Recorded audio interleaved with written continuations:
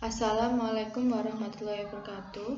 Pertemuan kali ini akan membahas mengenai klausul 6, yaitu pada ISO 14001 versi 2015 mengenai tentang perencanaan. Pada klausul 6 tentang perencanaan di sini menjelaskan tentang tindakan untuk menangani ancaman atau risiko dan peluang. Yang kedua, mengidentifikasi situasi darurat. Yang ketiga, pengelolaan informasi yang terdokumentasi. Serta yang terakhir adalah mengidentifikasi aspek dan dampak lingkungan. Organisasi dalam menetapkan, menerapkan, dan memelihara proses yang memang diperlukan untuk pemenuhan persyaratan klausul 6 ini dalam sistem manajemen lingkungan. Organisasi harus mempertimbangkan yang pertama adalah isu di sini yang sudah disampaikan di pertemuan sebelumnya, bahwa terdapat isu internal dan eksternal pada suatu organisasi yang diatur pada klausul 4.1. Selanjutnya juga mempertimbangkan persyaratan yang sudah ditentukan pada suatu organisasi yang diatur pada klausul 4.2. Dan berikutnya adalah ruang lingkup sistem manajemen lingkungan. Jadi ditetapkannya atau diputuskan ruang lingkup batas penerapan sistem manajemen lingkungan dari suatu organisasi. Di dalam penentuan risiko dan peluang ini harus berkait dengan yang pertama aspek lingkungan yang mengacu pada klausul 6, dan juga ada kepatuhan kewajiban yang mengacu pada klausul 6 juga. Lalu yang terakhir adalah masalah dan persyaratan lainnya yang mengacu pada klausul 4. Tujuan dari identifikasi risiko peluang pada klausul 6 adalah yang pertama, memberikan jaminan bahwa penerapan sistem manajemen lingkungan ini dapat mencapai hasil atau target yang sudah diinginkan atau sudah ditetapkan. Yang kedua, mencegah atau mengurangi efek yang tidak diinginkan. Ini yang dimaksudkan adalah potensi dari suatu kondisi lingkungan eksternal yang dapat mempunyai dampak organisasi. Selanjutnya juga mencapai perbaikan yang terus-menerus atau yang berkelanjutan. Dalam ruang lingkup sistem manajemen lingkungan, organisasi harus menetapkan potensi situasi darurat, termasuk yang dapat menimbulkan dampak lingkungan. Situasi darurat ini adalah suatu peristiwa yang tidak diduga atau yang tidak direncanakan, sehingga memerlukan tindakan segera yang melibatkan sumber daya manusia yang mempunyai kompetensi khusus, misalkan uji kompetensi pengolahan limbah cair, uji kompetensi pengolahan limbah B3, dan sebagainya yang berkaitan dengan lingkungan. Selanjutnya juga ada sumber daya, dan yang terakhir adalah proses untuk mencegah atau mengurangi konsekuensi yang aktual. Situasi darurat ini dapat mengakibatkan dampak lingkungan, baik itu yang merugikan maupun menguntungkan bagi suatu organisasi. Ketika menentukan situasi darurat yang potensial, misalkan kebakaran, gempa bumi, cuaca buruk, tumpahan bahan kimia, tercecernya bahan kimia, organisasi harus mempertimbangkan beberapa hal berikut. Yang pertama adalah sifat bahaya pada lokasi, misalkan bahaya dari karakteristik cairan limbah B3 atau cairan bahan kimia yang berbahaya, baik mempunyai sifat mudah terbakar, beracun, korosif, dan sebagainya. Selanjutnya juga mempertimbangkan jenis dan skala situasi darurat yang paling mungkin terjadi. Nanti ketika kita mengidentifikasi suatu dampak atau risiko peluang, itu akan diurutkan berdasarkan risiko terjadinya yang paling besar.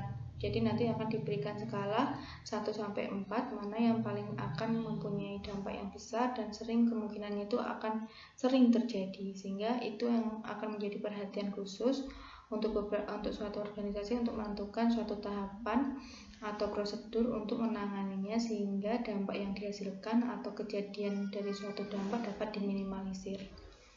Selanjutnya juga ada potensi situasi darurat pada fasilitas terdekat, misalkan jalan, titik kumpul, assembly point, dan sebagainya. Organisasi dapat memastikan tujuan tindakan untuk mengatasi hasil dari identifikasi suatu risiko dan peluang. Risiko dan peluang ini dapat diidentifikasi dengan berhubungan. Yang pertama adalah aspek lingkungan, kewajiban kepatuhan, masalah lain, dan kebutuhan harapan dari pihak yang berkepentingan. Dalam penentuan risiko peluang dapat berhubungan dengan aspek lingkungan. Jadi aspek lingkungan ini dapat menciptakan risiko peluang yang berkaitan dengan dampak lingkungan. Bisa bersifat menguntungkan maupun bersifat merugikan, yang mempunyai efek terhadap suatu organisasi. Selanjutnya, ketika sudah diidentifikasi risiko peluangnya, sehingga dapat dijadikan sebagai bahan evaluasi yang penting dari suatu organisasi dan ditentukan secara terpisah. Selanjutnya, identifikasi risiko dan peluang ini dapat diidentifikasi yang berhubungan dengan kewajiban kepatuhan. Jadi kewajiban kepatuhan ini dapat menciptakan suatu risiko peluang yang berdasarkan persyaratan peraturan perundang-undangan atau pemerintah yang mewajibkannya. Apabila tidak dapat dipenuhi atau gagal, maka konsekuensi dari dampaknya adalah reputasi dari suatu organisasi tersebut dan adanya sanksi hukum apabila tidak dilakukan pemenuhan atau dilakukan penerapan dari suatu persyaratan perundang-undangan yang sudah ditetapkan oleh pemerintah. Selanjutnya, identifikasi risiko peluang yang berhubungan dengan masalah lain. Jadi, organisasi ini juga dapat menentukan risiko peluangnya yang berkaitan dengan isu-isu lain. Ini yang berhubungan dengan pihak-pihak yang berkepentingan. Berikut adalah contoh masalah lain yang dapat menciptakan risiko peluang. Contohnya adalah kerusakan lingkungan akibat hambatan bahasa antara pekerja yang tidak memahami prosedur. Ada juga kurangnya sumber daya yang tersedia untuk mempertahankan sistem manajemen lingkungan yang efektif. Ada juga kelangkaan air dan sebagainya. Tindakan untuk mengatasi risiko peluang pada klausul 6.1 yang berhubungan dengan aspek lingkungan. Dalam sistem manajemen lingkungan, dengan mempertimbangkan perspektif siklus hidup, organisasi harus menentukan yang pertama adalah aspek lingkungan yang dilihat dari beberapa kegiatan, produk, dan jasa yang dapat mengontrol dan mempengaruhi aspek lingkungan tersebut. Selanjutnya adalah dampak lingkungan terkait. Selain itu, organisasi juga harus memperhitungkan yang pertama adalah perubahan. Mungkin akan terjadi perubahan dari suatu proses produksi, penambahan perubahan, atau produk dan jasa yang dihasilkan mengalami modifikasi. Selanjutnya juga memperhitungkan dari kondisi abnormal dan situasi darurat yang dapat diperkirakan. Ini adalah hasil dari identifikasi situasi darurat yang terdapat pada klausul 6.6.1. Selain aspek lingkungan yang dapat mengontrol langsung dari organisasi, di sini juga terdapat yang berhubungan dengan produk jasa yang memang disediakan oleh pihak lain. Jadi pihak lain ini termasuk yang berhubungan dengan proses outsourcing. Jadi tidak dikecualikan bahwa pihak outsourcing ini juga akan melakukan identifikasi risiko peluang yang berhubungan dengan aspek lingkungan. Pertimbangan yang harus diberikan untuk aspek lingkungan yang berkaitan dengan kegiatan, produk jasa yang disediakan oleh pihak lain, ini bisa seperti desain, akuisisi bahan baku, kinerja lingkungan, sampai dengan pengelolaan limbahnya. Hubungan aspek dan dampak lingkungan. Dampak lingkungan ini adalah suatu perubahan yang terjadi, baik itu bersifat merugikan maupun menguntungkan, yang memang merupakan sebagian dari aspek lingkungan. Dampak lingkungan ini bisa terjadi baik dari skala lokal, regional, global, sampai dengan terjadi langsung maupun tidak langsung. Jadi bisa diambil kesimpulan bahwa antara hubungan aspek dan dampak lingkungan ini merupakan suatu hubungan yang sebab akibat. Berikut ini adalah aspek dan dampak lingkungan. Aspek lingkungan itu adalah unsur kegiatan, produk, atau layanan dari suatu organisasi yang berinteraksi dengan lingkungan. Contohnya adalah sampah kantor, buangan deterjen, jajaran oli, dan bahan kimia. Dari beberapa aspek lingkungan tersebut akan menimbulkan dampak lingkungan. Dampak lingkungan itu sendiri merupakan tiap perubahan lingkungan yang mempunyai sifat merugikan maupun menguntungkan secara menyeluruh atau sebagian akibat dari suatu kegiatan, produk atau layanan dari suatu organisasi. Jadi dampak dari aspek lingkungan tersebut dapat meliputi pencemaran, baik pencemaran tanah, air maupun udara. Organisasi harus menentukan aspek-aspek yang memiliki atau dapat memiliki dampak lingkungan yang signifikan, yaitu aspek lingkungan penting, dengan menggunakan kriteria yang telah ditetapkan. Jadi kriteria lingkungan itu adalah suatu kriteria di mana terdapat kriteria utama dan minimum yang fungsinya untuk menilai aspek lingkungan. Kriteria yang dapat dijadikan sebagai kriteria aspek lingkungan bisa dilihat dari yang pertama adalah aspek lingkungan berdasarkan jenis, ukuran, dan frekuensi. Bisa juga yang berhubungan dengan dampak lingkungan seperti skala, tingkat keparahan atau severity, durasi, seberapa sering terjadinya suatu dampak, dan exposure. Dan selanjutnya adalah kriteria lainnya. Kriteria lainnya ini seperti beberapa permasalahan organisasi yang dapat dijadikan sebagai salah satu kriteria lingkungan, yaitu berupa persyaratan peraturan perundang-undangan yang ditetapkan oleh pemerintah atau pihak-pihak yang berkepentingan. Di dalam satu aspek lingkungan penting ini dapat menghasilkan beberapa dampak lingkungan, baik itu mempunyai sifat menguntungkan maupun merugikan.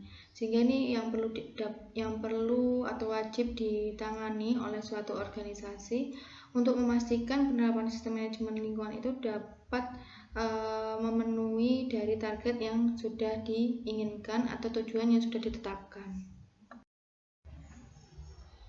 Informasi diwajibkan untuk terdokumentasi. Jadi, organisasi harus memelihara informasi terdokumentasi seperti dokumen identifikasi aspek dan dampak lingkungan terkait, dan dokumen kriteria apa saja yang digunakan untuk penentuan aspek lingkungan penting, dan dokumen dampak lingkungan penting. Berikut ini adalah tabel contoh untuk identifikasi sumber risiko peluang yang berhubungan dengan beberapa aspek. Yang pertama, kalau kita lihat di sini ada tabel sumber risiko peluang yang dihubungkan dengan aspek penting atau aspek lingkungan penting. Dapat dilihat di poin pertama bahwa 1A, limbah oli belum dikelola oleh pihak ketiga yang berizin. Dan di risiko peluangnya bahwa terdapat peraturan pemerintah yang mewajibkan bahwa limbah oli ini diwajibkan untuk dikelola oleh pihak ketiga yang sudah memiliki izin. Sanksi pidana apabila tidak dipenuhi, yaitu perusahaan dapat dipidana dengan pidana penjara paling singkat 1 dan paling lama adalah 3 tahun dengan denda paling sedikit 1M dan paling banyak 3M. Untuk menghindari dari risiko peluang yang akan terjadi, maka perusahaan harus memberikan atau mengatasi sesuai dengan harapan penerapan sistem manajemen lingkungan dengan baik, yaitu dengan agar tidak terjadi risiko peluang tersebut tidak yang diinginkan, maka mempunyai action plan atau solusi yang dibuat oleh suatu organisasi, yaitu membuat kerjasama pengelolaan limbah oli atau limbah B3 ke pengelola yang memang sudah memiliki izin dari pemerintah. Ini adalah action plan yang harapannya organisasi adalah untuk memenuhi target dari penerapan sistem manajemen lingkungan. Berikut juga identifikasi sumber risiko peluang yang dilihat atau yang berhubungan dengan kewajiban kepatuhan. Di poin 2A di sini dijelaskan bahwa di suatu organisasi belum memiliki tempat penyimpanan sementara limbah B3 atau tempat penyimpanan sementara bahan kimia berbahaya dan beracun. Yang kedua, pada 2B belum juga suatu organisasi mengajukan izin TPS B3. Jadi risiko peluangnya ini juga berdasarkan peraturan pemerintah yang sudah diwajibkan bahwa di sini apabila tidak dilakukan dengan sesuai dengan persyaratan, maka perusahaan dapat dipidana dengan pidana penjara 1 sampai 3 tahun dengan denda paling sedikit 1 sampai 3 miliar. Jadi untuk menghindari atau mengatasi dari risiko peluang yang ada, maka suatu organisasi memberikan action plan atau solusi, yaitu membuat TPS B3 dan mengajukan perizinan TPS B3, sehingga pidana ataupun sanksi yang ada ini dapat dikurangi atau diminimalkan dengan adanya kita membuat suatu prosedur atau suatu tindakan yang fungsinya adalah untuk mencapai tujuan dari standarisasi sistem manajemen lingkungan. Ini adalah formulir untuk menentukan identifikasi aspek dan dampak lingkungan. Jadi untuk formulir ini mungkin berbeda di setiap organisasi, tetapi di dalamnya itu isinya hampir sama yang akan dinilai. Di dalamnya ada di poin pelaksana yang melaksanakan penilaian aspek dan dampak. Departemen, dia berada di departemen mana, itu apakah departemen produksi, area perkantoran, area packing, sebagainya. Lalu bagian lokasi dan pekerjaan, di sini lokasinya macam-macam ya, apakah dia di bagian lingkungan, lokasi packing, lokasi administrasi perkantoran, atau dia berada di lokasi produksi. Dan ini adalah tanggal penilaian pada saat dilakukan penilaian dampak. Di sini ada beberapa tabel ya, ada tabel kegiatan. Setiap kegiatan nanti akan dilakukan evaluasi atau identifikasi. Identifikasi mulai aspek dan dampaknya dari satu kegiatan, lalu akan dinilai dengan penilaian dampak. Untuk penilaian dampak lingkungan ini bisa dilihat dari beberapa kriteria untuk mendapatkan status dampaknya. Yang pertama menggunakan kriteria probability. Probability ini adalah keseringan atau frekuensi terjadinya suatu dampak itu terjadi. Apakah bisa sehari sekali, seminggu sekali, setahun sekali, atau bahkan setiap hari. Ini nanti akan dinilai berdasarkan skala angka untuk tingkat probability. Sama halnya dengan severity. Untuk severity ini adalah keparahan terjadinya dari suatu dampak lingkungan. Apakah hanya akan menyebabkan pencemaran atau sampai mempengaruhi kesehatan manusia. Ini juga sama dengan probability, akan diberikan skala angka untuk dikalikan nantinya antara probability dikalikan dengan severity, sehingga akan menghasilkan status penting. Nanti ada tabel yang menunjukkan bahwa angka 16, angka 17 itu masuk dalam kategori dampak penting, dampak menengah, atau dampak yang rendah. Sehingga nanti ketika kita sudah mendapatkan status pentingnya, apabila dia masuk dalam kategori high atau tinggi, maka harus dilakukan pengendalian dampak lingkungan. Sehingga harapan targetnya adalah dampak itu dapat diminimalisir atau dapat ditangani oleh suatu organisasi. Sehingga yang harusnya dia masuk dalam kategori tinggi atau merah bisa turun menjadi kategori hijau, yaitu rendah. Nanti di sini akan ditulis dengan PJ-nya atau PIC, siapa yang akan bertanggung jawab untuk melakukan pengendalian dampak lingkungan. Ini adalah matriks yang digunakan untuk mempunyai atau mendapatkan indeks risiko atau indeks status penting atau status dampak lingkungan. Di sini tadi kan kita udah jelaskan ya, probability dan severity. Probability adalah tingkat frekuensi keseringan dari suatu dampak lingkungan yang akan terjadi, maupun severity. Severity ini adalah tingkat keparahan dari suatu dampak. Jadi nanti dari setiap kegiatan tadi gitu ya, setiap kegiatan akan dinilai dari tingkat probability-nya dia masuk dalam kategori skala 1, 2, 3, 4 maupun 5. Ini adalah tabel indeks risikonya. Hijau ini adalah indeks risikonya rendah, kuning ini adalah dalam indeks risiko menengah, dan merah adalah tinggi.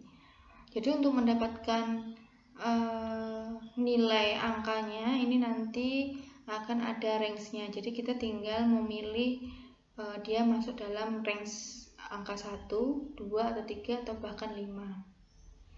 Baik itu dari sisi keseringan maupun keparahan. Jadi ini yang kita nilai adalah dampaknya ya. Kalau kita bicara peluang resiko ini adalah dampak yang akan dihasilkan atau dampak yang akan ditimbulkan. Kalau ini nanti kita akan lebih menilai dari resiko yang bersifat atau dampak yang bersifat negatif, sehingga dampak yang dihasilkan negatif itu atau yang merugikan dapat ditangani dengan baik. Ini adalah penjelasan dari tabel probability dari angka 1, 2, 3, 4, 5 itu dia masuk dalam range mana. Lalu severity juga ini ada skala 1, 2, 3, 4, 5 untuk mengatur pada dia masuk dalam range mana. Kalau untuk probability itu adalah frekuensi atau tingkat keseringan. Untuk poin 1 masuk dalam kategori sangat jarang, poin 2 jarang terjadi, sehingga bisa dilihat dari kategori per bulan atau waktunya. Tapi untuk severity ini bisa dilihat dari dampaknya, baik itu cedera ringan sampai kematian dari manusianya. Jadi misalkan ada kegiatan pengangkutan limbah B3 dari proses produksi menuju ke TPS penyimpanan limbah B3. Nah, di situ bisa dilihat pada kegiatan pengangkutan limbah B3, dampak yang dapat dihasilkan adalah yang pertama bisa terjadi pencemaran tanah apabila limbah B3-nya tercecer.